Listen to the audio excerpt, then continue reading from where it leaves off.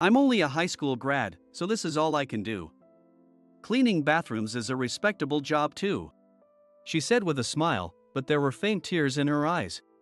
It's absurd to say that because she's a high school graduate, she should clean toilets. I never imagined that I'd encounter such a situation immediately after returning from a secondment after 10 years. But this was just the tip of the iceberg. High school grads are easily replaceable. They just need to be obedient and go by the orders.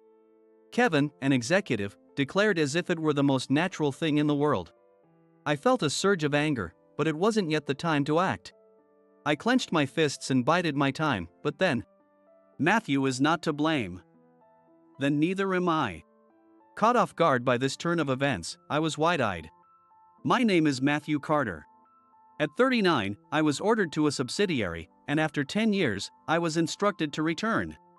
Now nearly 50, I have no family of my own. My mother has already passed away from illness, and my grandparents died 2 years ago. My father exists, but he probably doesn't recognize me. I grew up in a slightly unusual environment. 10 years ago, my secondment to the subsidiary was more about removing an inconvenience than providing an honorable assignment. At the time, the former CEO, Mr. Morton, had fallen ill, and it was clear he couldn't return to the field. A fierce succession battle ensued between his eldest and second sons. The eldest, Derek, was the most likely successor. Not only because of his title as the eldest but also because of his work ethic and character, no one seemed a better fit than him. He treated everyone equally and made fair decisions. That was the kind of man Derek was. I was favored by him, and from my point of view, Derek was more suitable to be CEO than the frivolous younger brother. Yet somehow, the presidency went to the younger brother, Keith. I promise I'll be back soon. Hang in there until then. With those words, Derek suddenly disappeared. We who were left felt anxious. Because unlike Derek, Keith was arrogant and excelled at looking down on people. Whenever he opened his mouth, it was about educational background or pedigree, completely disregarding actual competence. After Derek left, as the new CEO, Keith did something outrageous. Anyone who sided with my brother might threaten my position. Everyone who has been against me must leave the main office. To strengthen his faction, he started ordering unreasonable relocations and secondments to get rid of those who were loyal to Derek. Being favored by Derek, I too was included in that list. Officially, it was a dispatch for staff training at a subsidiary, but in reality, it was probably in order to get rid of those who were Derek's side. But then, after 10 years, I was suddenly instructed to return. What could have prompted this change? I had a bad feeling and had no idea what was going on, but I couldn't refuse the command to return. Thus, I returned to the head office after 10 years. Due to the sudden order, the only apartment I could rent was a cheap one, more than a 30-minute walk from the station. Having lived in the countryside for 10 years, I was struck anew by the high cost of living in New York. Even renting a simple studio apartment in a decent area would have cost no less than $2,000. But there was a slight excitement in returning to New York after such a long time. During my secondment at the subsidiary, I was so busy that I hardly had time to sleep, and before I knew it, I was a 49-year-old bachelor without a girlfriend. There was a time when I thought it would be good to settle down, but at this age, who would want to marry me? Except for someone with peculiar tastes. Of course, concerned friends tried to set me up with younger women, but I turned them all down. I was a man who had dedicated everything to his job, capable of caring for subordinates, colleagues, and juniors. But I wasn't sure I could do the same for a wife. With both my mother and grandparents gone, there was no one left who genuinely worried about my future. I thought it might be best to dedicate my life to my work. In addition to that, I've also planned something else. I'll put that plan into action once everything is settled, I thought as I opened the office door for the first time in a long while. At first, all eyes were briefly on me, but everyone soon returned to their own tasks. As I walked to my desk, which I heard was near the window, a woman sitting alone next to my desk caught my eye. She appeared to be in her early 30s, and the only thing on her desk was a desktop computer with a black screen. She wasn't fiddling with her phone or using the computer, she was just sitting there. Nobody seemed to complain or give her any directions, even though she was doing nothing, and everyone else just went about their tasks routinely. I felt something odd here. It looked like everyone was working normally, but there was no consistency. Perhaps because tasks were being distributed haphazardly everywhere, everyone seemed to be rushing around. I had never seen such a scene before, so it naturally caused my brow to furrow. I decided to observe the overall office environment while carrying out the tasks assigned to me. Then her boss, Tyler, came over and gave her some instructions. Once he left, she stood up and headed somewhere, piquing my interest, so I slowly got up from my seat as well. Leaving the office and turning right, there was a storage closet. She took out a full set of cleaning supplies from there, set up a restroom closed for cleaning sign, and began to clean. This was indeed a surprise. I had checked to confirm, and it seemed that the cleaning was still outsourced as it had been in my time. A cleaning company that doesn't clean toilets? I had never heard of such a thing.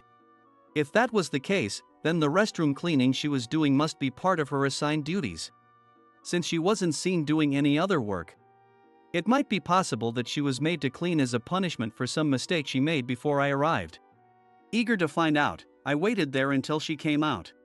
When she came out hurriedly, possibly having forgotten something, our eyes met. "Ah, you were the one from earlier. Why are you doing this?" I asked sharply, cutting off her words. I cleared my throat and continued questioning. "The cleaning is supposed to be done by employees from an outsourced company. You haven't seemed to be doing any particular work, so is this some kind of punishment?" While I was speaking, a staff member in blue cleaning attire passed by us, cleaning every corner of the hallway. Despite that, why would an employee like her need to clean toilets? As I pondered, she explained the situation. "Because I'm a high school graduate." "What? Why does your education come into this?" "They told me high school grads should only clean toilets." She laughed, but her eyes were moist, looking like she might cry at any moment. I sighed softly and immediately called Tyler. He soon arrived, looking down on us with disdain, and replied, "It's all directed by upper management, and we have no right to object." He clicked his tongue and left with heavy footsteps. "Who gave that order, do you know?" "Yes, it was an executive named Kevin." Hearing that name gave me a headache. Even after all these years, Kevin was still clinging to his position, now using it to harass employees with only a high school education. Nothing has changed. In fact, it's gotten worse. "What?" "Ah, nothing, just talking to myself." "We need to do something about this." After much thought, I decided to call Kevin and hear the reasons myself. "Who is calling me out? Who do you think you are?" "I came because it's audacious of you. Now, answer me." An hour later, a man in his mid-50s burst into the office, flinging the door open roughly, causing the employees to go pale. "Why is he?" I could barely hear someone whisper. Seeing Kevin's usual attitude and how much he was disliked, I involuntarily sighed. Kevin didn't miss that. "Ah, it was you. I suppose you're the only one here bold enough to act so impudently." Derek's lapdog. With that, Kevin smirked malevolently. Before I was assigned to the subsidiary, Kevin, who had once gotten into a heated argument with me, was still as arrogant as ever. He loved to look down on people and was known for his belief in the supremacy of academic credentials. He was the closest confidant of the current CEO, Keith, and held significant power within the company as a long-standing executive. In fact, Keith is more of a puppet CEO, with Kevin pulling the strings behind the scenes to manipulate things as he pleases. Kevin has always distinguished between employees with a high school diploma and those with a college degree, continuing to harass the former blatantly. Since I myself am a high school graduate, I was quickly targeted by Kevin, who would say, "You high school grads can just do these menial tasks," assigning me only minor assignments in the past. Now, with no one to obstruct him, Kevin seemed to be more unbridled than ever, his behavior accelerating. It was none other than Kevin who had ordered Hannah to clean the toilets. While we exchanged sparks, he glanced at Hannah next to me, slowly raising the corners of his mouth. "You have a pretty good face. That's why I've kept you around. You should be grateful that a high school grad like you even got picked up for mid-career recruitment at a major company like ours." He said this with a scornful laugh. Hannah looked down, holding back tears, her shoulders trembling. She had joined the company this April, so she was still a new employee, having been there for only about 6 months. Yet, the treatment she received was more than just pitiful. Isn't what you just said inappropriate for a company executive? I stated firmly, which seemed to sour Kevin's mood as he clicked his tongue. Do you even know why you were allowed to return to the headquarters? Have you thought about that? Indeed, I had wondered about that myself, but hearing the truth left me speechless. It's to give you the axe. Since you were on secondment at the subsidiary, we couldn't fire you freely due to your employment contract there. So, we brought you back to find a reason to expel you from this industry the second you slip up. Thinking I was brought back only for such a reason boiled my blood. Kevin left the scene laughing uproariously, leaving a heavy atmosphere behind. Hannah apologized repeatedly, saying it was her fault that Kevin had targeted me, but it was certainly not her fault. This was my issue, a challenge I had to resolve myself. The next day, the office atmosphere was even more tense than before. I headed to my desk nonchalantly, where I locked eyes with someone sitting there. My cheeks twitched slightly, but I managed to hold back. Hey, you were pretty cheeky yesterday. It was Kevin, sneering as he spoke. He quickly stood up from his chair and shoved a stack of documents at me. From today, you just work on these. Don't do anything else. His tone was final as he walked away. Checking the documents, they were all tasks typically given to new employees. Despite this, the documents contained numerous tasks requiring me to move around various parts of the building. Moreover, there were instructions for cleaning entire floors scattered throughout, making me think that if there was time to create such tasks, surely there were more important things to be done. Then one of the employees approached me with an apologetic look. As you may have guessed, all the regular employees assigned here are high school grads. Tyler and the section chief Cody, as well as the division head Henry, are college grads, but they are all Kevin's cronies. No one dares to oppose them. With that, he left with a resigned look in his eyes. Then Hannah came over in exchange. I'm sorry. It's because of me that you got dragged into this. She was always concerned about others, and I wished she would think more of herself. But knowing I would apologize if I were in her position, I accepted Hannah's apology for now. I decided to spend the next month or so casually observing the company's dynamics while deflecting Kevin's harassment. As expected, the office was dominated by college grads, and high school employees were treated like disposable pawns or relegated to menial tasks. That's why they hire a certain number of high school grads every year. I heard it wasn't such a terrible company back in the day. It even makes lunch taste bad. Even during lunch breaks, high school grads had to endure feeling marginalized. As proof of this, there was an unspoken rule that high school grads couldn't use the employee cafeteria, forcing us all to eat silently at our desks. Today, since Tyler and Cody were out at a meeting, there was more chatter among the employees than usual. Hannah, sitting at the desk next to me, was unusually vocal about her frustrations as she ate her sandwich. Do you know about the company's past? Aren't you just 30? And you've only joined mid-career this fiscal year. Oh, well. My mom knew some of the senior management, and I heard about the company through her and joined. But it's been shocking to see all this in just half a year. She added, yes, I got the job through connections, and chuckled self-deprecatingly. Seeing her like this pained me, and I found myself muttering, protecting colleagues is a supervisor's duty, isn't it? Did you say something? No, nothing. I finished my now cold coffee and began preparing for the afternoon's tasks. Months quickly passed, and as the end of the year approached, the city seemed to slowly come alive. Amidst this, unsettling rumors swirled among the upper management, who appeared more tense than usual. Kevin's behavior was more tyrannical than ever, and defending employees from his outbursts consumed the entire day. The source of their anxiety was none other than the rumor that Derek, the eldest son, was returning. While the origin of the rumor was unclear, if true, it would be highly inconvenient for them. No wonder they were troubled.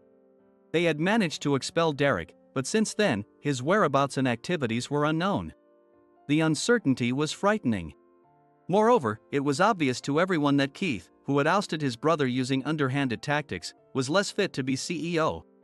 Rumors suggested that even Keith was so anxious that he had begun nervously biting his nails. The news of Derek's return was understandably unsettling. Did you hear? Derek is coming back. Yeah, I've heard. If he returns, I'm sure the company will be transformed. Do you know him? Only by reputation. Hannah responded with a smile. For high school graduates, Derek was a beacon of hope. He treated everyone with fairness and judged people based on their abilities, not their titles. In contrast, Keith focused only on academic credentials, completely ignoring an individual's suitability or potential. His commands were blatantly unfair. High school grads do this, college grads do that. Yet, everyone has their own lives to consider. Those with families couldn't afford to be unemployed on a whim, a fact exploited by Keith. If we set their salaries a little higher than elsewhere, they won't be able to leave even if they want to. Once they've tasted the sweet perks, they're trapped. It was a cruel tactic that effectively trapped many employees like insects in a spider's web, unable to move forward or back. Amidst this, Keith himself made a move. Suddenly, he burst through the office door, accompanied by Kevin and several other executives, and walked straight towards Hannah and me. As soon as he saw me, he flashed an unnerving smile. "It's been a while, hasn't it?" "Yes, it has. I intended to make your life difficult to fire you, but you managed to solve everything." "Fine. Let's do this the hard way." With that, Keith commanded our reassignment. "You're being relocated. You'll move to this remote island." Hearing the destination, Hannah's eyes widened. "Eh? That place, isn't it about to?" "You'll be sent to the island under a contract that absolves us of any responsibility for what happens there. We won't be liable for anything." It seemed they wanted to remove me before Derek's return. The branch on the island was scheduled for decommissioning soon, and the real meaning behind their words was that after its closure, we would be unemployed and the company would not help us. And Hannah, simply because she was near me, got caught in the crossfire. This is too much. As Hannah was on the verge of tears, Keith leaned closer to her. "I've heard reports from Kevin, and you do have a decent face. How about it? Want to become my secretary?" The sudden offer left Hannah stunned. It wasn't clear what he meant, but Keith was not one to trust people easily. Thus, his words were a sweet temptation, a trap. Keith's method was never about saving her, it was about how to make her experience hell. Pretending to be kind and reaching out to Hannah, who had been targeted, only to ultimately cast her into hell. That was Keith's way. This was something I couldn't just stand by and watch. It would be one thing if I were the only one suffering. I still had an ace up my sleeve, something I hadn't revealed yet, something that could change the course of events. But Hannah was different. Because of me, she had caught the attention of Kevin and Keith. "Wait a moment." I intervened between Hannah and Keith, trying to stop what was about to happen, but before I could do more, Hannah shouted out, "Don't joke with me. Who would want to be your secretary?" She was stronger and more resolute than I had thought. Since meeting her, she had often belittled herself, claiming she was inadequate and had struggled with relationships in her previous job. I failed at my last company because of my issues.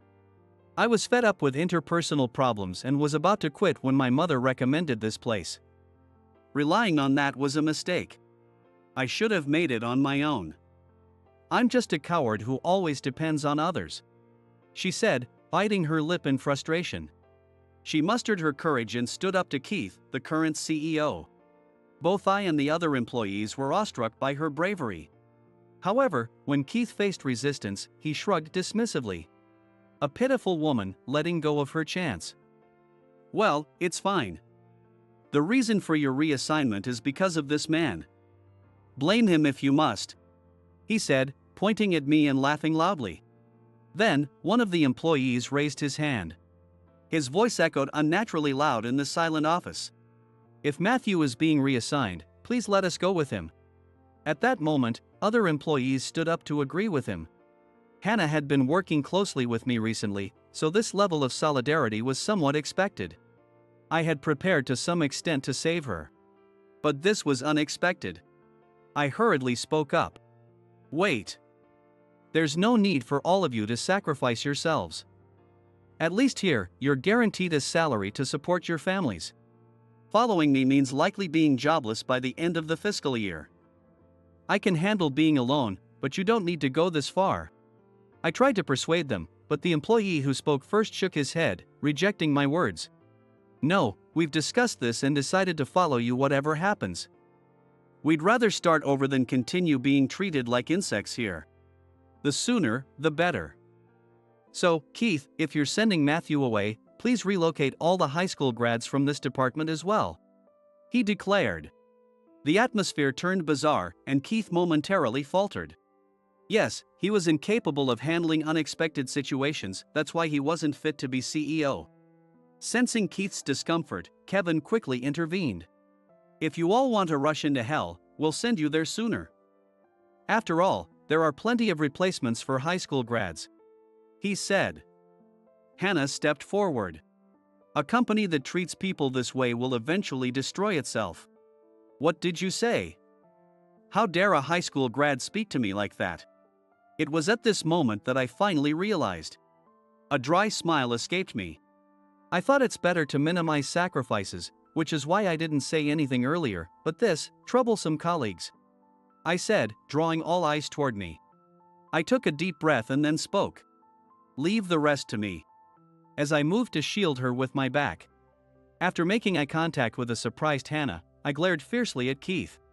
Suddenly flustered, Keith began to shout, spitting as he spoke. What's with that look? How dare a high school grad like you glare at me?" As he backed away yelling, I sighed and said, "Keith, how long do you plan to linger around? You used despicable means to expel your brother and even deceived your father to build your fortress. Well, that man wasn't fit to be the CEO of the company anyway. How long do you intend to keep this up?" At my words, not only Hannah and the employees but also Keith and the other executives looked utterly baffled. It was time. Thinking this, I handed Keith a document. "What is this?" "This contains everything about me and my mother's family tree. Even someone like you, who's always hiding behind Kevin, should be able to understand what this means." Keith, infuriated by my insolence but intrigued by the document, silently read through it. The next moment, his hands trembled and the paper fell to the floor. Kevin picked it up with a puzzled look and read it, suddenly exclaiming in shock. "What does this mean? You were the former CEO's second son." Pointing at me, Kevin asked with a trembling voice. Since everyone seemed completely lost, I decided to explain my background and why I was standing here.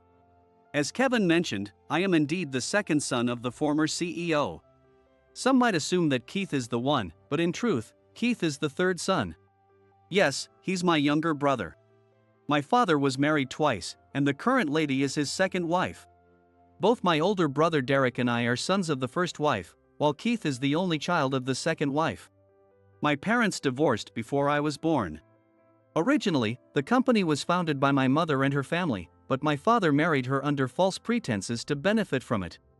After giving birth to my older brother, the first child and eldest son, my father's attitude changed drastically. Seeing how he treated employees like objects, my mother protested, and it escalated to their separation. My father took all the wealth and fame the Carter family had built. My grandparents decided to cut ties with the company to prioritize their daughter's peace. At that time, my mother was pregnant with me, but it was only realized after the divorce, so naturally, my father did not know of my existence. He knows nothing of my birth, so it is only natural that Keith and his close associate Kevin were unaware. For my father, what his ex-wife does or whether she has children was irrelevant.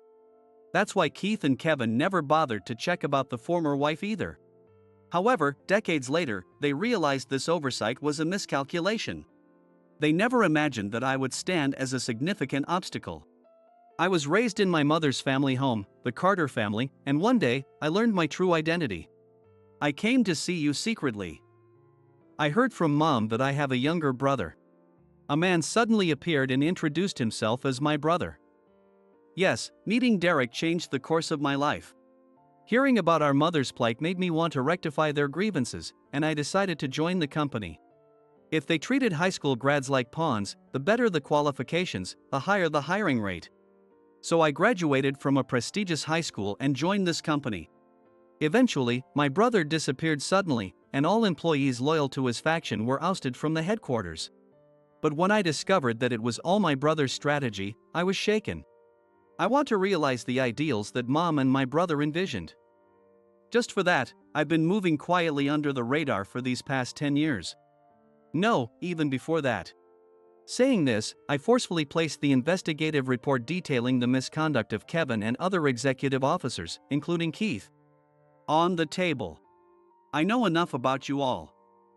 This company is not a place for you. It's a precious company that my mother's family built.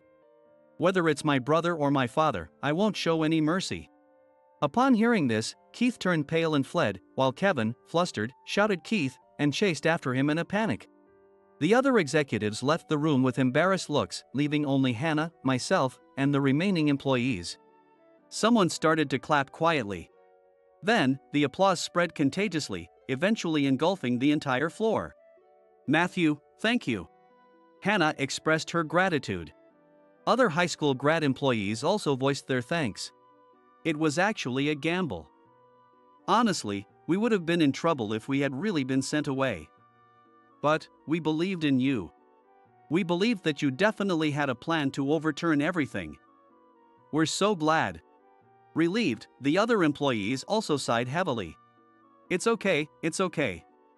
I haven't done anything special. I just took action to protect what needed to be protected. I just did what was obvious. Hannah laughed heartily, tears glistening in her eye. Didn't know you could laugh like that. I was just so happy, it just came out. Was it strange? Not at all. Now, this was where the real challenge began.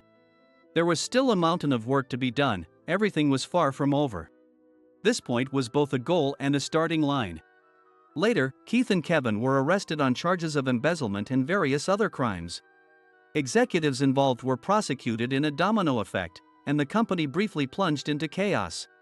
Among the first to act were the high school graduate employees, who had been looked down upon until then. Due to being pushed into various menial tasks, they had naturally picked up on how to maneuver cleverly. It was Hannah and other high school graduates who unified the company, which had become a leaderless mob. The college graduates, ashamed of their past conduct, cooperated to prevent the company from falling further. They managed to hold on until a new leader was decided. Of course, my brother Derek became the top executive.